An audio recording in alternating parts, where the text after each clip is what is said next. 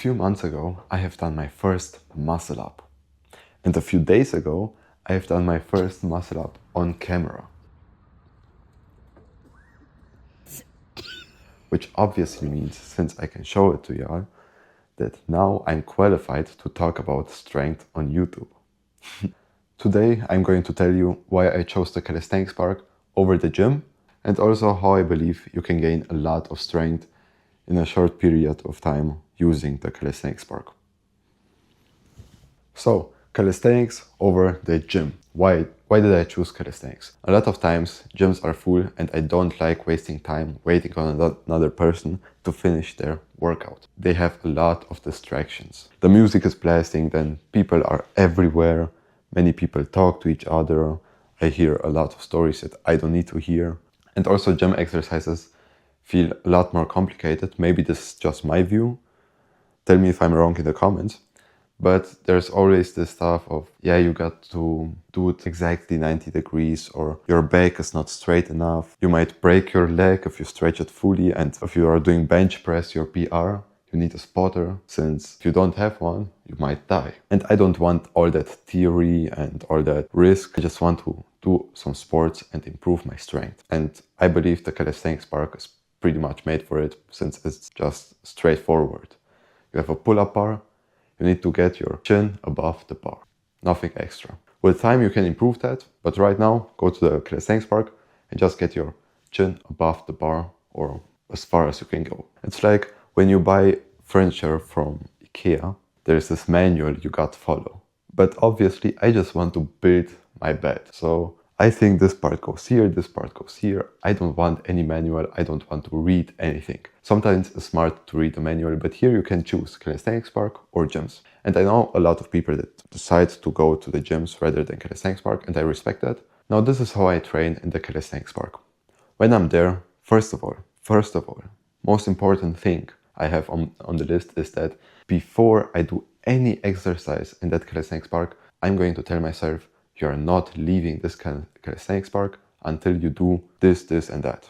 So set up some rules. Like, for instance, I won't leave this Calisthenics Park until I do 50 pull-ups, until I do 50 hanging leg raises, and a set of 100 dips. Second thing on the list is you got to prioritize the muscles you can't train at home properly. Like, for example, I don't have a pull-up bar at home, which means when I go to the Calisthenics Park, I will prioritize training my back somehow, or just doing the exercises I can do at home, like dips or hanging leg raises or pull-up, as I mentioned before. Third thing, track everything. This is pretty much self-explanatory, since the first step was to set up some rules, like doing 50 pull-ups before you leave. And now you got to count at 50 pull-ups. Now, if you are just doing 50 pull-ups, which is amazing, by the way, I think you can count in your head. But if not, or you are doing a lot more of stuff and it's pretty hard to count in your head, then what I'm using is Xperform. And in Xperform, I basically go to the strength tracker, which I have created with each calisthenics exercise I'm doing. When I'm in the Calisthenics Park, I just open the app and just keep updating the numbers until I hit the numbers that I have decided to hit that day. There's another benefit that Xperform app has, which I will mention in a minute. Now, what if you have a day where you can't go to the Calisthenics Park? Maybe you are really, really busy with work. To that, I have a solution. I believe you can't really work 8 hours effectively with no breaks at all. Like, there will be some 5-minute breaks you need to do to clear your brain and be more effective then. So in that 5 minutes, just take 2 minutes out of it and do some push-ups and some squats.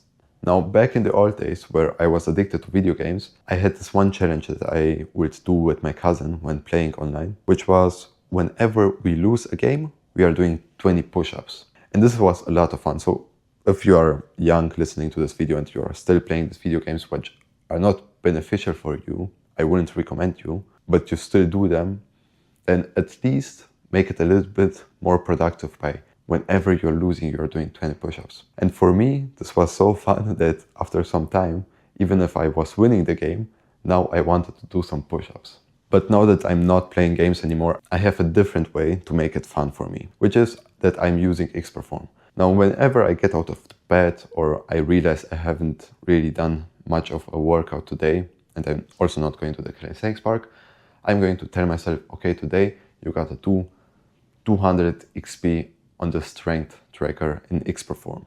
Now, basically for me, this means I either do 50 push-ups and 50 squats, maybe I add some sit-ups. I just know I gotta hit this amount of XP before the day ends. And I promise you, or at least I'm not that sure, but if you really take the breaks and do some push-ups while in the breaks, then I'm sure that you're going to do so many push-ups, you didn't even know you can do so many push-ups that day.